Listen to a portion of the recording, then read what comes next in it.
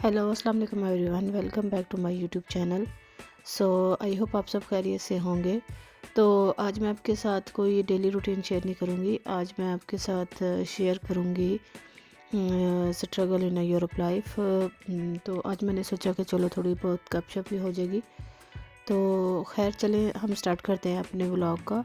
Hopefully आपको पसंद आए। अगर आपको पसंद आए तो please don't forget to subscribe my YouTube channel. अगर आप किसी की पोस्ट देखते हैं इंस्टाग्राम पे, फेसबुक पे या फिर व्हाट्सएप पे, तो आप देख के इमेजिन करते हैं कि पता नहीं कितनी बेस्ट लाइफ गुजारे। ऐसा नहीं है, बल्कि वो जिनके आप पोस्ट देखते हैं वो अपनी लाइफ का बेस्ट पार्ट उस पर डालते हैं, उस पर शेयर करते हैं। तो इसके साथ वो पता नहीं कितनी डार्कनेस को महसूस कर रहे होते हैं, कितनी डार्कनेस में से गुजर रहे होते हैं, तब जाके वो फिर इन मुल्कों में रह पा रहे होते हैं। तो आज मैं आपके साथ उन्हीं का कुछ स्ट्रगल्स हैं जो हमें फ़ेस करना पड़ती हैं, और फिर उसके बावजूद भी हम लोग यहाँ पे रह रहे हैं। तो मैं आज आपको इसका भी आंसर दूँगी कि हम लोग यहाँ पे क्या स्ट्रगल फ़ेस करते हैं और फिर हम लोग यहाँ पे रह क्यों रहे हैं। तो चलें हम आगाज़ करते हैं आज की वीडियो का। तो सबसे पहले जो हमें मेन स्ट्रगल फ़ेस करना पड़ता है वो तो ये होता है कि घर का काम। इसमें आपको घर का काम, खाना पकाना को काम करना, घर के और बच्चों को देखना, हर ईच एंड एवरीथिंग आपको खुद ही देखना पड़ता है। यहाँ पे आपको कोई हाउस हेल्प नहीं होती, और हाउस हेल्प का तो आप इमेजिन भी नहीं कर सकते, क्योंकि वो बहुत ज़्यादा उसकी लेबर बहुत ज़्यादा होती है, वो बहुत ज़्यादा एक्सपेंसिव होती है। तो इसलिए वो फिर खुद ही करना पड़ता है। तो पाकिस्तान में तो या इंडिया में हम लोग अगर ज़रा सी तबीयत ख़राब हो, कुछ भी हो, तो हम लोग तो पूरे महीने के लिए या पूरे साल के लिए या हमेशा के लिए भी हम लोग एक मेड अफोर्ड कर सकते हैं। तो लेकिन यहाँ पे ये सारा कुछ इम्पॉसिबल है। और दूसरे नंबर पे मेन स्ट्रगल जो आपको करना पड़ेगा वो ये होगा कि आपको अगर आप यहाँ पे नए नए आए हैं तो आपका कोई यहाँ पे फ्रेंड नहीं है, आपका कोई फैमिली नहीं है। तो फिर आपको कोई फ्रेंड बनाने के लिए जो कि बहुत अच्छा हो, जो कि आपके साथ कभी कोई मुश्किल हो, कोई परेशानी हो, आपके साथ खड़ा हो सके, आपका ख्याल कर सके, उसको सर्च करना, उसको ढूंढना आपके लिए ये भी एक बहुत बड़ा स्ट्रगल है। अगर तो आपको कोई मिल गया तो ठीक है, नहीं मिला तो फिर आप अकेले हो। तो मेरी नज़र में ये भी बहुत बड़ा स्ट्रगल है। और अगर तो आपके पास कोई ऑलरेडी इधर कोई ग्रुप फ्रेंड बना हुआ है या आपका कोई फैमिली मेम्बर है यहाँ पे, तो फिर आपके लिए कुछ बेहतर हो जाएगा। अदरवाइज़ अगर आप अकेले हो तो ये आपके लिए मैं समझती हूँ कि काफ़ी बड़ा स्ट्रगल है। इसके बाद जो अगला स्ट्रगल आ जाता है वो होता है लैंग्वेज बैरियर का, क्योंकि यूरोप में बहुत सारे कंट्रीज़ ऐसे हैं जहाँ पे इंग्लिश के अलावा और भी लैंग्वेज यूज़ होती है जो उनकी ऑफिशियल लैंग्वेज होती है, और ना चाहते हुए भी आपको वो लैंग्वेज यूज़ करनी पड़ती है, उसको सीखना पड़ता है। उसके लिए आपको स्कूल जाना पड़ता है, और 2-3 साल तक आप मिनिमम मैक्सिमम आपको स्कूल जाना पड़ता है और वहाँ पे जाकर लैंग्वेज सीखनी पड़ती है। इसके बावजूद भी आपको टाइम लगता है उस लैंग्वेज को लर्न करने को, उसको समझने को। तो मैं समझती हूँ कि ये भी एक बहुत बहुत बड़ा स्ट्रगल है।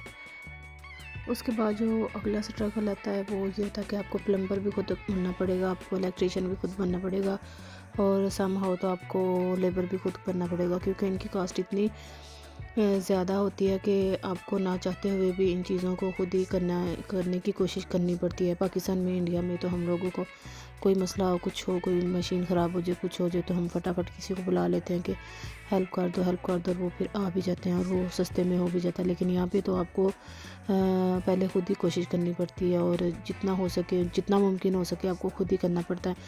इनफैक्ट अगर आपने घर में पेंट करना है तो आपको पेंट भी खुद ही करना पड़ेगा, क्योंकि उनकी लेबर इतनी एक्सपेंसिव होती है कि बंदा कहता है कि हम खुद ही कोशिश कर लें, खुद ही सारा कुछ कर लें तो बेहतर है। तो स्ट्रगल है। और इसके बाद जो अगला स्ट्रगल आ जाता है वो होता है होम सिकनेस का। मतलब कि अगर आपके पाकिस्तान में फैमिली में कोई शादी हो रही है, कोई खुशी आ रही है, कोई ईद आ रही है, कोई त्यौहार आ रहा है, तो आप उसको मिस करते हो, लेकिन आप पहुंच नहीं पाते डॉक्यूमेंटेशन की वजह से, या फिर कोई पेपर प्रॉब्लम की वजह से, या फिर सम हाउ एक्सपेंसेस की वजह से भी। तो वहाँ पे फिर आप पहुँच नहीं पाते हो। जब आप देखते हो कि कोई खुशी में, कोई शादी में वो खुश हो रहे हैं, वो इंजॉय कर रहे हैं, तो फिर आपको फील होता है कि हम यहाँ पे अकेले अकेले। और बाज़ दफ़ा तो कोई खुशी गमी का मौका भी आ जाता है और हम लोग फिर भी नहीं पहुँच पाते। और मैं सब समझती हूँ कि ये उससे भी बड़ा स्ट्रगल है। तो मैं इस फेज़ से गुज़री हूँ। तो ये सबसे ज़्यादा स्ट्रगल है कि आप अपने अपने प्यारों में, अपने ख़ानदान में, अपने रिश्तेदारों में आप खुशी पे, गमी पे पहुंच नहीं पाते। और एक स्ट्रगल ये भी होता है कि अगर आप फूडी हैं तो आपको यहाँ पे पाकिस्तानी फ़ूड नहीं मिलेगा, बेस्ट फूड नहीं मिलेगा। तो हाँ, अगर मिलेगा भी तो बहुत दूर दूर से भी, और फिर भी वो चीज़ नहीं मिलेगी जो हम पाकिस्तान में हमें आदत होती है कि हम मार्केट गए, हम लोग शॉपिंग पे गए तो हम लोगों को होता है कि हम कुछ स्पाइसी खा लें, कुछ ये खा लें, कुछ वो खा लें। लेकिन यहाँ पे ऐसा कोई कोई मसला नहीं होता। यहाँ पे ऐसा कोई हल ही नहीं होता कि आप बाहर बैठ के आप खा सकते हैं। हाँ, यहाँ पे तुर्की फूड मिल जाते हैं या फिर इनके अपने फूड होते हैं, वो आप लेके खा सकते हैं। अदरवाइज़ पाकिस्तानी फूड आपको बहुत कम और बहुत दूर से मिलेगा। और इसके बाद जो स्ट्रगल है वो ये होता है कि हम, अगर आपके बच्चे हैं तो आपको उनको खुद ही टेक केयर करना पड़ता है, आपको खुद ही उनको देखना पड़ता है। आपको कहीं पे अपॉइंटमेंट पे जाना है, आपको कहीं स्कूल जाना है, आपको कहीं पे जाना है, तो जब तक वो स्कूल नहीं जाते तब तक आप कुछ नहीं कर सकते। आप कोई मतलब कि कोई इतना कुछ नहीं कर सकते। और दूसरे नंबर पे अगर आप के कोई दोस्त है भी है, अगर कोई आपका है भी है, तो आप उसके पास हर रोज़ नहीं छोड़ के जा सकते। चलो कभी कभार तो हुआ, कोई इमरजेंसी होगी, आप उसके पास छोड़ के जा सकते हो, वो भी थोड़ी देर के लिए। लेकिन ज़्यादा आप किसी के पास छोड़ के अपने बच्चों को नहीं जा सकते, क्योंकि इतना स्टेमिना ही नहीं रहता कि किसी पे इतना बंदा ट्रस्ट करे। तो ये भी एक बहुत बड़ा स्ट्रगल होता है। और इसके बाद जो स्ट्रगल है वो भी बहुत मेन स्ट्रगल है। पाकिस्तान में, इंडिया में जो बच्चे होते हैं वो एक नाना नानी में, दादा दादी में और एक ख़ानदान में पले बड़े होते हैं। और वो हर बंदे से कुछ ना कुछ सीख रहे होते हैं, वो हर बंदे से कुछ ना कुछ पिक कर रहे होते हैं, जिसकी वजह से उनका जो लर्निंग पॉइंट होता है वो हाईएस्ट होता है। जबकि यहाँ पे जो बच्चे होते हैं, जो फैमिलीज अकेली होती हैं, उनके बच्चे जो होते हैं, उनके फादर सारा दिन काम पे और मदर जो, उसने घर के काम भी देखने हैं, उसने बाकी कुकिंग भी देखनी है, उसने सारा कुछ देखना है। तो वो ना चाहते हुए भी उसको थोड़ा बिज़ी रहना पड़ता है घर के अंदर ही। तो बच्चे को इतनी फिर टेंशन नहीं दे पाती, बच्चे को इतना नहीं सिखा पाती, जिसकी वजह से बच्चा फिर जो है इसका जो लर्निंग पॉइंट होता है, स्पेशली हमारी ज़बान, और इसको वो बच्चा इतनी आसानी से नहीं पिक कर सकता जब तक वो स्कूल ना जाना स्टार्ट करे। स्कूल भी जाता है तो वो वहाँ की ज़बान सीखना स्टार्ट करता है, और उसको उर्दू या उसको हमारी ज़बान इतनी अच्छी तरीके से नहीं आती जितनी अच्छे तरीके से हम चाहते हैं कि हमारी ज़बान उसमें कन्वर्ट हो। तो जबकि हमारे पाकिस्तान में, इंडिया में तो ये बच्चा हर किसी से सीख रहा होता है। मैं समझती हूँ कि ये भी एक काफ़ी अच्छा बेनिफिट होता है। इसके बाद जो आपको स्ट्रगल फेस करना पड़ता है वो होता है शॉपिंग का स्ट्रगल। तो यहाँ पे मार्केट जो है वो तकरीबन तकरीबन कंफर्म 6 बजे बंद हो जाती है। तो 6 बजे जो कि पाकिस्तान में और इंडिया में तो लेट नाइट तक खुली जाती हैं, लेकिन यहाँ पे 6 बजे बंद हो जाती हैं। इस वजह से फिर आप शॉपिंग पे भी अगर जाओगे तो सिर्फ आपके पास एक वीकेंड का दिन होता है, हफ्ते का दिन होता है, और आप उसी दिन बस शॉपिंग पे जा सकते हो। और वो दिन रेस्ट का भी होता है, और वो दिन नहीं बस आपने शॉपिंग पे में गुजर जाता है। तो इसलिए मैं समझती हूँ कि ये भी एक स्ट्रगल है जो हमें फेस करना पड़ता है, क्योंकि 4 बजे काम से छुट्टी होती है तो 5 बजे आके खाना खा के बंदा मार्केट तो नहीं निकल सकता। तो बाकी पूरा वीक तो ये पॉसिबल ही नहीं होता। और उसके बाद जो आपको स्ट्रगल फेस करना पड़ता है वो होता है वेदर। वेदर मतलब कि सर्दियों में एक तो दिन बहुत लेट निकलता है, और शाम को 4 बजे शाम हो जाती है, तो जिसकी वजह से दिन छोटे छोटे लगते हैं। और फिर बारिश और फिर सर्दी, बस अंदर अकेला बंदा रह के जैसे डिप्रेशन, कई दफ़ा तबीयत ख़राब, सर दर्द, ये वो। तो मतलब कि इंसान बाहर ही नहीं निकल सकता। 6 से 7 महीने तो सर्दी का गुजर जाता है। तो कई दफ़ा बस ये भी कुछ डिप्रेशन, वेदर डिप्रेशन होना स्टार्ट हो जाता है। तो शुरू में आपको अच्छा लगता है कि हाँ अच्छा है, तो लेकिन बाद में एक टाइम ऐसा आता है कि आपको इरिटेशन होती है कि नहीं, अब मौसम खुले, थोड़ा मौसम खुले ताकि बाहर निकलें, थोड़ा आप खुद को फ्रेश करें, थोड़ा खुद को फ्रेश करें। और ये भी एक स्ट्रगल है जो हमें इन कंट्रीज़ में रह के फेस करना पड़ता है।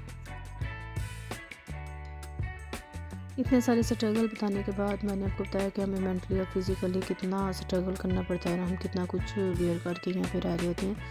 तो अब मैं आपको ये इसका आंसर करूँगी कि हम लोग यहाँ पे रह क्यों रहे हैं, अगर हम इतना स्ट्रगल फेस कर रहे हैं तो।